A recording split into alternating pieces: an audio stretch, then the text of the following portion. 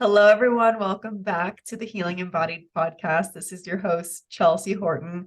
And today I have Anna Manning with us. Anna was in one of our group programs in the past, and she has come to share her wisdom, her growth, her insight with us today. So I'm so excited to have Anna with us.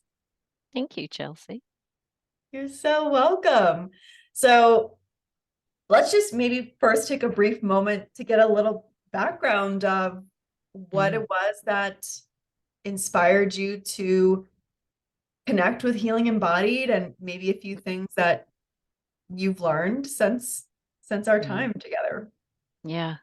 Yeah, sure. So I think when I first joined the group program, I was in it was a bit of a bleak time for me. Probably the hardest time I've ever had, probably the hardest thing I've ever gone through. I decided to separate. I'd been married for 10 years. And I decided to separate from my husband, and we were getting a divorce. And it was the pandemic, so we were all at home. That was fun. And I started experiencing anxiety. I didn't even know what it was when it first kind of started fluttering in my chest one day. I was like, oh, that's really weird. What's that?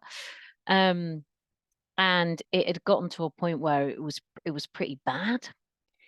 And I think I was really good about trying things. I was like doing my meditation and I was doing yoga and I was I'd done some like traditional therapy, and I'd just come to the point of thinking none of that, all of that is great, but none of that stuff is where the problem, like quote unquote problem, is.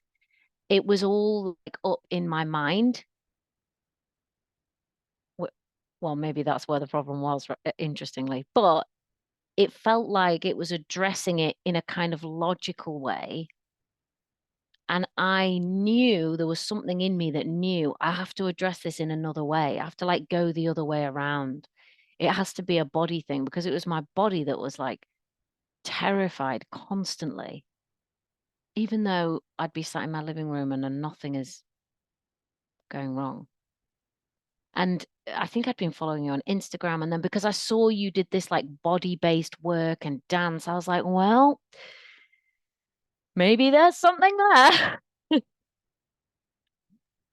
So Yeah. yeah. Wow. Wow. So what brought you to our work was this like intuitive sense that like I want to try working with the body Mm. because these other things that address it in a more logical way aren't really seeming to like dig in deeply. Yeah, and so what did you experience and what did you learn from bringing your body into your anxiety healing journey? What did I experience? Well, the thing that stands out the most to me is that I'd been kind of hating the anxiety and the experience of it and trying to like push it down or shut it away, or just I was just so unhappy with it. And it was such a horrible, painful experience that I just hated it. And I think I look back on it, I think I hated the idea of me being somebody that was experiencing it. I think I was quite judgmental about me experiencing it. And so all of that was, unbeknownst to me, probably making it really worse and my experience of it be really horrible. But I couldn't seem to help it, really. And some of the stuff that I was doing when I started the group did started to kind of just almost give me a little bit of space around it, or less judgment, I would say, because I came into this group of people where people were experiencing the same thing. And it was like, oh, look at all these people, these nice, normal, you know, people that are all experiencing these similar things. That was really nice. And then there was this one episode. There's this one episode with Sarah. No, it wasn't an episode. It was a group with Sarah where she she taught us this thing where your anxiety like comes into the room and you can interact with it. And that was the moment that things really started changing for me. Wow. I got chills. Yeah, you sounds like you went from trying to get rid of it and hating it and judging yourself for having it to actually inviting it in and having a relationship with it and wanting to understand it. Yeah. Yeah. Yeah. And like fast forward to today, so much so that it flared up for some god unknown reason the other day. And I was like, sounds crazy, but I was like, oh, I haven't seen you in ages. Like, how are you? You're back with me. Like, hello. Because Wow. I imagine it is when I did this exercise with Sarah, it was like this little wispy ghost that had a butt. She always found that funny. It was like a little Casper kind of I wispy ghost thing. remember the Yeah. butt. Yeah, it had this little butt and it was cute. And when we did this exercise, it had to like come through the door and I was saying, you can come in, and it was like stood at the door and it wouldn't come in, and it was saying, I don't know you don't want me here. I know you don't want me to come in. And I was saying, you can come in. It was like, I know you don't like me. I know you hate me. And in the end, that took a bit of coaxing and it came in, and then we could chat. And then she invited you, if you could, to kind of hold it. And I just imagine like holding it on my chest, and it just wanted to kind of like put its little arms around my neck and like stay really close on my chest. And I'm a bit the same, right? I love a cuddle. I'm very physical. And it being this little wispy ghost butt character, I could like love it and hold it and say, oh, you're here. I have you here. I'm going to stay with you for as long as you need. What do you need? Oh, I just need to be here. I need to be held. And I could just do that. And as I did that, I could feel like the expanding, like warmth in my chest. And it wasn't to make the anxiety go away. It was the first thing that I'd done that wasn't to make it go away. But in holding it and having it with me like this, it relaxed. Yeah. That's the paradox, right? That's the paradox. And it's, at first you were resisting it, resisting the anxiety. And then, and this is going to kind of lead us into what we wanted to talk about today. You went from resistance to surrender. Like, it's here. I'm going to surrender to the fact that it's here. I'm not going to try to force or control or resist or push or judge. Mm. I'm going to surrender to what is, which is okay. Anxiety wants to visit me. Mm-hmm. And in that act of surrender came acceptance, came curiosity, came love, came compassion. Mm-hmm. And so, yeah, can you tell us a little bit more about how this, surrender and allowance is still alive for you today? Yeah, so that's been a really like interesting journey. So one of the other things that I was doing which helped was these like really long meditations, like hours and hours, or do like a day that was like 2 hours, or one that was 6 hours. And oh, but that was like part of, part of my kind of spiritual life. But that was kind of helpful as well for me in just almost like lowering the tension or something. And I was brought up Catholic. I've always been in a religious family, been in religious school and all of that. And part of that made the divorce and everything really, really, really hard. But part of that has also been like the sort of salvation of it, which is really weird because I'd been getting this thing like surrender, surrender, let go for such a long time. And I had this image of me like holding on to something behind me, like for grim death, being like, no way, absolutely not. Like, I cannot do that. That's just a terrible way to live your life. Like, no way. But I kept getting like people kept giving me a book, and it turned out that's what it was about. And that kept happening. And then people kept saying stuff to me. And I was like, do they even know what they're talking about here? And it was all along this same theme of like, let go, surrender. And I'm like, oh, no way. Until, yeah, I had a kind of bit of a bad time in February. Like some business stuff just wasn't working out. And I'm someone who's always been like, I'm gonna do things, I'm gonna make things happen. I'm like, I'm gonna push. And then I was like, okay, that isn't working right now. So maybe I could just for 30 days, maybe I could just try this surrender thing. Maybe I could just try it as an experiment, right? I'm not going to do it for my life or anything, but I could give it a go. I know like I've got money coming in, it feels safe, all of this, like maybe I could try it. So I did.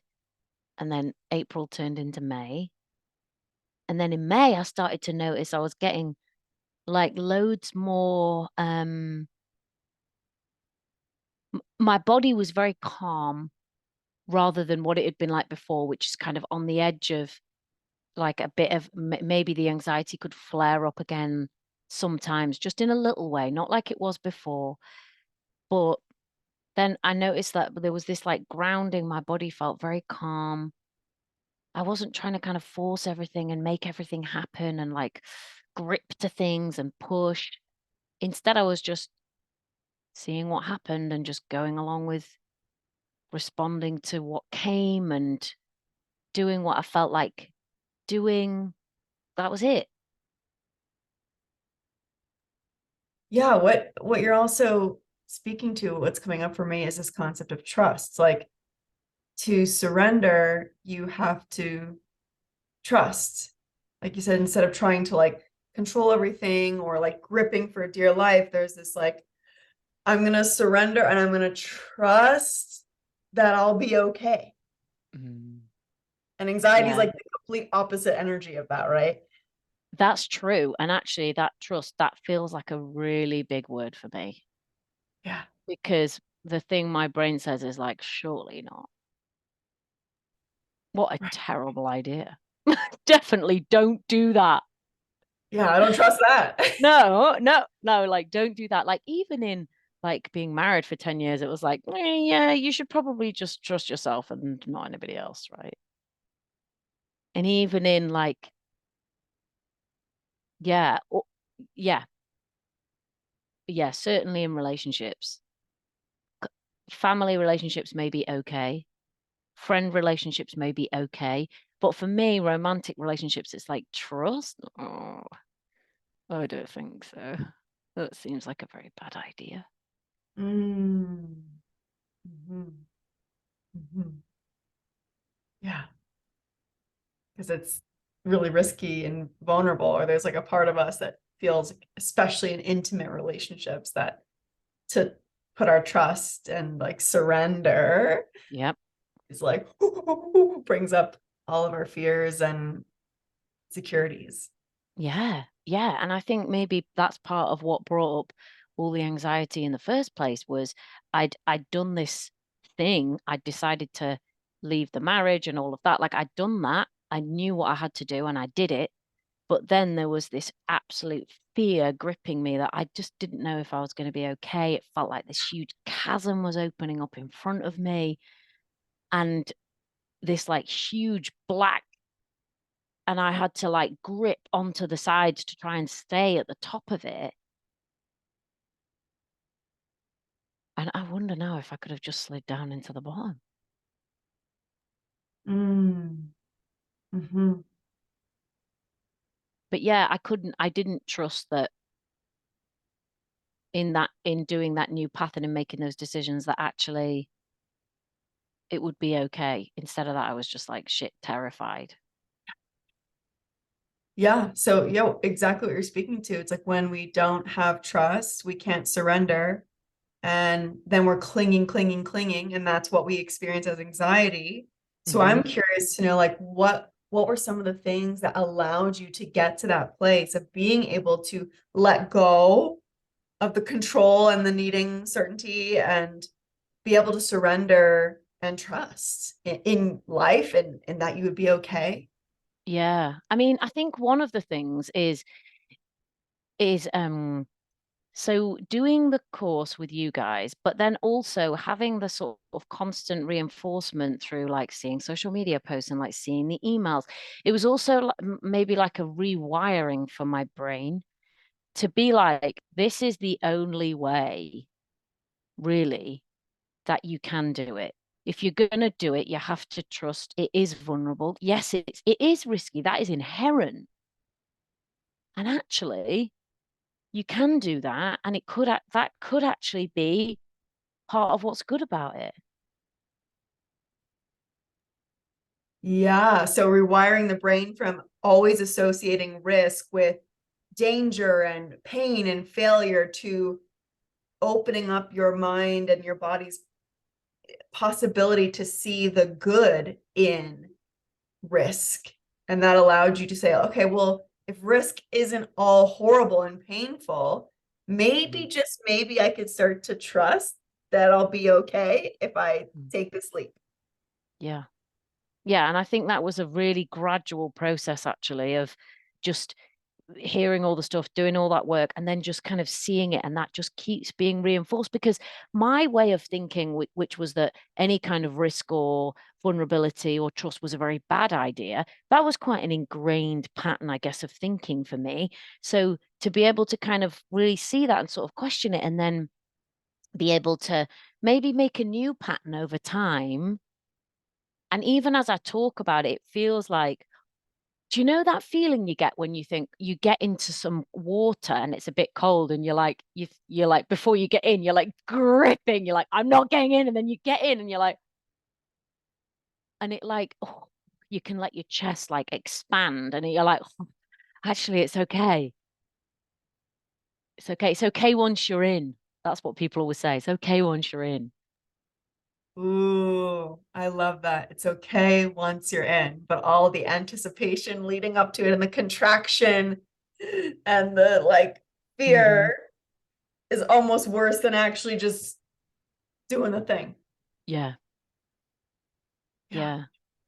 And it's almost now I think about it, it's like, oh, I think it's quite exciting the idea of what a romantic relationship could be if you can like dare to get into that water Wow. because there's a lot of potential Mhm. that before I couldn't experience because I couldn't trust or let go in the same way. So it's always going to be limited. It was always going to be a limited experience, although maybe it feels safer. It also was never really going to feel that satisfactory either. So powerful.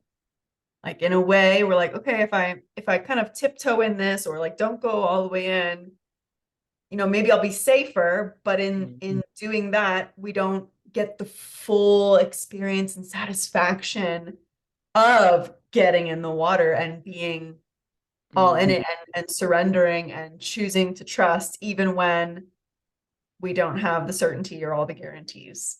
Yeah. Yeah. And I think just knowing that that's part of a whole human life is it's got all of those things in it. And if I was going to like constrict and like tiptoe through my whole life, it was going to be like, it was going to end up like my last relationship ended up as kind of unsatisfactory because putting your tiptoes in and constricting and like closing down and all of that. I just didn't want the rest of a life, my life, that was going to be like that. And that was one of the other things that made me think, well, maybe this surrender thing is a good idea because I've committed to live my life differently now. Yeah. So how has that shift from control and constriction to surrender, how has that shift changed your experience of your life now? Oh, um, the thing that comes up the most is that it's funny. I don't really even know how to describe it, but it's like I can be more myself. And there's almost this like sweetness that maybe it was there a bit before, but it didn't it I had this kind of more harder edge to me before. And that never really felt like me because I'm quite a softie. But now I feel this like softness more, and the more kind of sweetness. And and what is better about that is that other people seem to also see that or experience that. And I feel like I'm connected to other people more because of that. Yeah. When you surrender, you soften. When you soften, you experience more connection with those around you. Yeah. Yeah. Versus the hard exterior or the walls, having the walls up. Yeah. Wow. Yeah. And it's really quite nice Hmm. to have that. Yeah. This should be a revelation to me, but yeah, that's Yeah. really quite nice. And you mentioned, it being a really gradual process, because I Mm. imagine some people are going to hear this and like, okay, well, like, how do I get to that place of surrendering and softening and trusting life instead of trying to cling for control or having one foot out? And yeah, I guess if you could speak a little bit more about it being a gradual process versus an overnight switch. Yeah.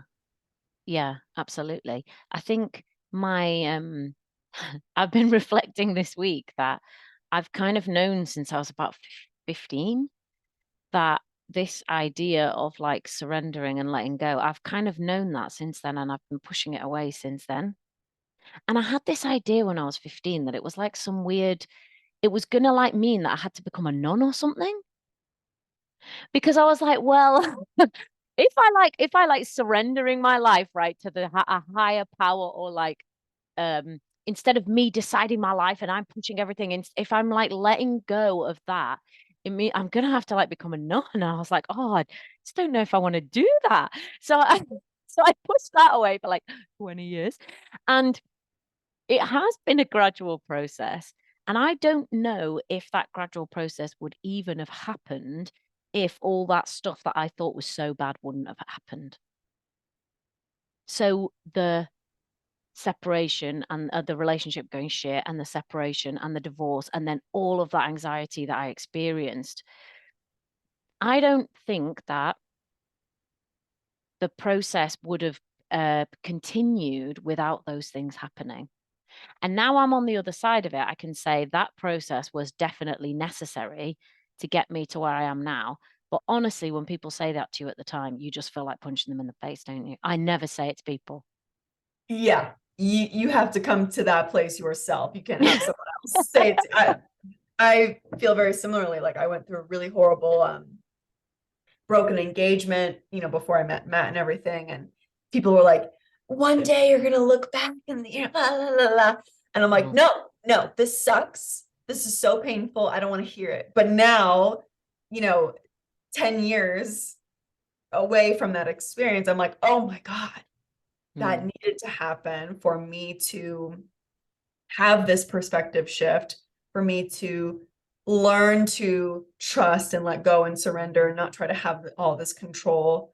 So I'm so with you on that. And like learning this lesson of surrender often takes a painful experience. It doesn't have to be a breakup or anything, but mm, our pain is often the catalyst for this mm, lesson, whether that pain is anxiety or a mm, breakup or a death. That mm, pain often leads us to this, I call it like a spiritual awakening. mm-hmm, And I love that you mentioned, the fear of your 15-year-old, like if I surrender to God, universe, higher power, whatever, if I surrender, then I'm going to have no choice and no agency. and I'm going to have to become a nun or whatever extreme thing that our brains say. So I'd love to hear you talk a little bit about surrender and not feeling powerless. Because I think a lot of people think surrender, I'm powerless now because I'm just like, a leaf in the wind that just gets blown every direction and I'm going to have no say in my life. So yeah, I'm curious to hear like that dance between surrender and also still feeling empowered in your life. Yeah, well, that's an interesting question because I don't think I've quite worked out the steps to that dance yet. I'm still kind of right in the middle of the I'm still right in the middle of it all. And I think that interestingly, that has been coming up for me this week because I'm like, oh, well, I don't get to I don't choose everything anymore. I don't I don't set the vision. I don't like decide everything that I want. I don't go along with all of my preferences, right? I'm kind of here. I'm like showing up for things. And yeah, I don't know the answer to that at the moment. But what I do know, because what has been the same all the way throughout this process, is that I don't think I have to know all of that. I can just relax, and the things that need to show up to tell me this, not this, this, now this, they will happen. To be Yes. honest, whether I like it or not. Yes. I And that's love that. happened all the way through this process. First comes this thing, then this, now that, and you're just like, Jesus. But that has actually taught me to trust that I don't have to know everything and I don't have to know what it's all going to look like or how I'm going to figure it all out. Because I don't think I am going to figure it all out. I think I'm going to relax. And I think that things will figure out. I will like see the way to figure that out. And so I don't know at the moment what that dance is going to look like in my life. You saying that reminded me of this quote that I found back when I was having really intense anxiety years ago. And I love that that was your answer. Like, I don't know, but I like this is how it's always worked. Like it becomes clear in time, and so I can relax in the meantime. Reminds me of this quote. Do you mind if I read it? Yo, sure. It's by Rainer Maria Rilke. I hope I'm saying that name correctly. And it says, be patient toward all that is unsolved in your heart and try to love the questions themselves, like locked rooms and like books that are now written in a very foreign tongue. Do not now seek the answers, which cannot be given to you because you would not be able to live them. And the point is to live everything. Live the questions now. Perhaps you will then gradually, without noticing it, live along some distant day into the answer. Amen. Snaps for that. Mm-hmm. Yeah. So surrender says, if I don't have that figured out right now, if I don't know that, if I'm not clear on that, that's okay. And I trust that as that unanswered question is still there, that I'm going to live and life is going to show me. Like I trust that life reveals to me and I don't need to rush ahead and try to extract all the answers now. Yeah. Or get rid of the discomfort of not knowing. Yes. And it's like living in surrender and trust is like being a student of life.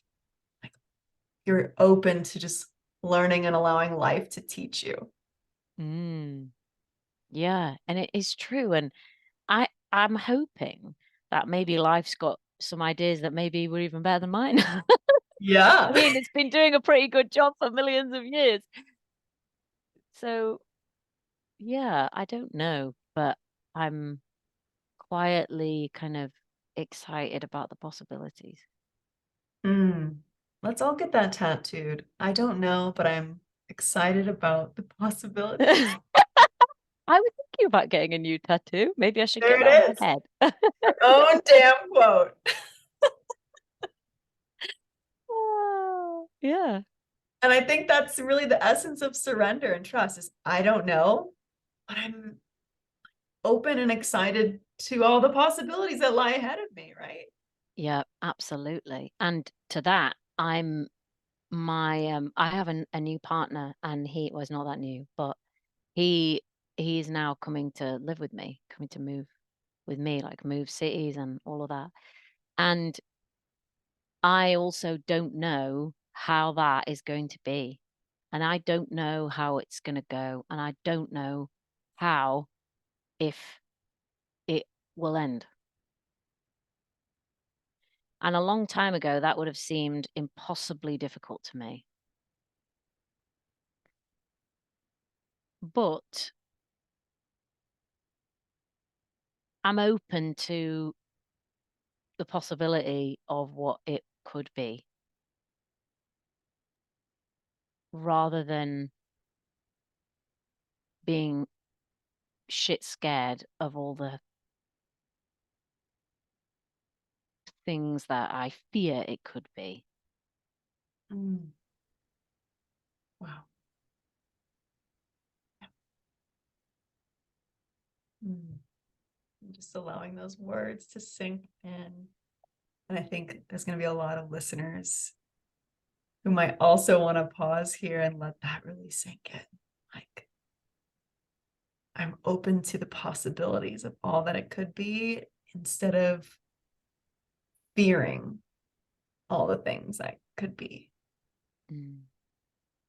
And what a beautiful way to live, and a very open-hearted way to live. Yeah, it's vulnerable as hell. Yeah. But it turns out that's not as bad as I thought it would be. That's right. There's like this, like, I feel this strength in that, even if it's like shaking, that there's actually more strength in that than there was in the walls, Wow. because it's inside and the wall was outside.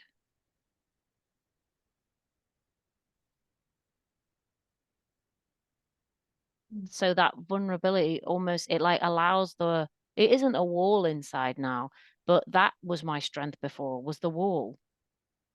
Mhm. But now if there's no wall, then the strength can live inside and I can move forward because the wall isn't there, but I still have the strength inside. Mm. Yeah.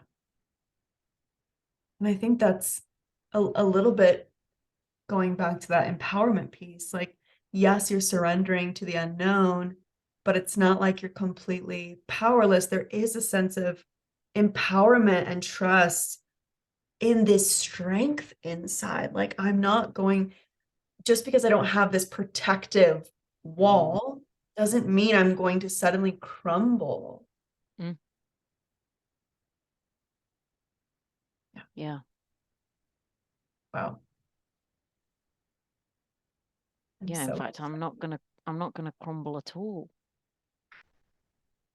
And I might even have times where I'm on the floor, like with the pain, because who knows what could happen, right? Somebody can die, somebody can get diagnosed with something, somebody could leave. But I'm gonna do all of that without the wall. wow. Mm.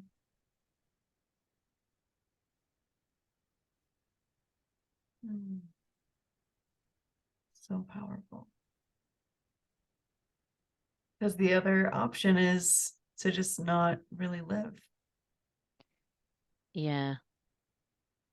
Mhm. Yeah. A sort of weird half life, Ooh, yeah. Yeah. which doesn't seem very satisfactory. And you and I have both had those experiences of living the half life with the walls up.